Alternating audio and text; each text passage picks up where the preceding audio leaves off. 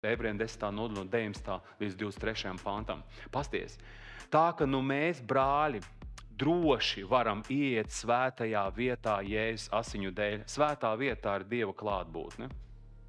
Mēs droši varam iet Dieva klātbūtnē, svētā Dieva priekšā. Vecajā derībā tas nebija droši. Ja viņš iet nešķīsts vai kaut kas viņam nav kārtībā, kaut kādi upuri nav pienesti, viņš iet svētajā vai svētākajā vietā, viss beigas. Viņam pat virvi pie kājas sēja klāt priesterim.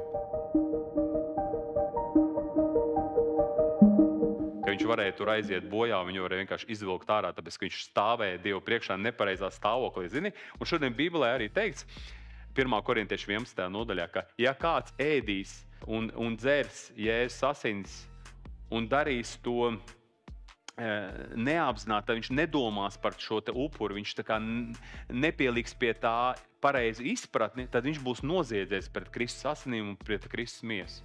Tātad, ja mēs vienkārši ejam un to daram tā kā rituāli pēc un neizprotam, ko mēs daram, mēs noziedzamies pret Dieva asinīm. Tāpēc šodien, kas ir, mēs izprotam, kas ir Jēzus asinis, ko viņas ir izdarījuši, un tāpēc mēs viņus novērtējam, un tādā veidā tas nav mums par sodu šodien, jo var arī par sodu šodien piedalīties. Tāpēc tur viņš saka, tāpēc daudz no jums slimo, tāpēc daudz no jums ir nomiruši, tāpēc, ka Dievs soda, jaunā derība Dievs soda, tiešām, un tas ir tas, par ko Dievs saka, wow, jūs pret manām asinīm necienīgi attiecaties, jūs vispār kāds atnācis ir vispār vinčiku pagaršot. Ir vienā draudzē 2 brāļi iet, viens saka, klausies, pagaršosim šodien, kāds vinčiks būs. Un daži jautā, jūs vīnu dzerat? Es saku, nē, mēs Jēzus asins dzeram.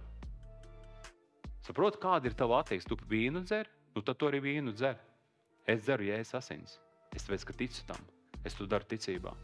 Un pasies te teiks tā, ko viņš mums sagatavojas par jaunu un dzīvu ceļu caur priekškaru, tas ir viņa miesa. Jūs saprotat, tas runāts par telti, kur bija visvētākā vieta, un tur bija priekškars, ja, tāds aizsaks, tā kā aizkars, ja, caur kuru vajadzēja iziet priesterim cauri. Bet tagad tā ir Jēzus miesa, kā mēs varam iet Dieva klātbūtnē, kur Dievs atklājās. Un tālāk ir teikts tā, un tā kā mums ir liels priesteris par Dieva namu, tad tuvosimies patiesīgu sirdi, pilnā ticībā, apslacīt savās sirdīs un atsvabināt no ļaunās apziņas un miesu nomazgājuši ar tīru ūdeni.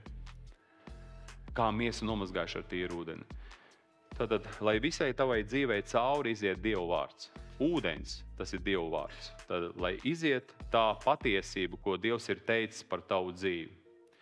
Un tālāk ir teikts, turēsimies nešaubīgi pie cerības apliecināšanas, jo uzticams ir tas, kas apsolījis.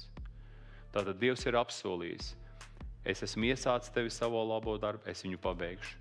Esmu tas, kurš strādā pie tavas sirds. Tu varbūt visu nesaproti, bet redzēsi to, kad ieies mūžībā, es tev atklāšu visu to, ka viss bija pareizi. Tu biji mana gara vadīts, un es visu laiku biju ar tevi. Es nekad tevi nepametu un nekad tevi neatstāju.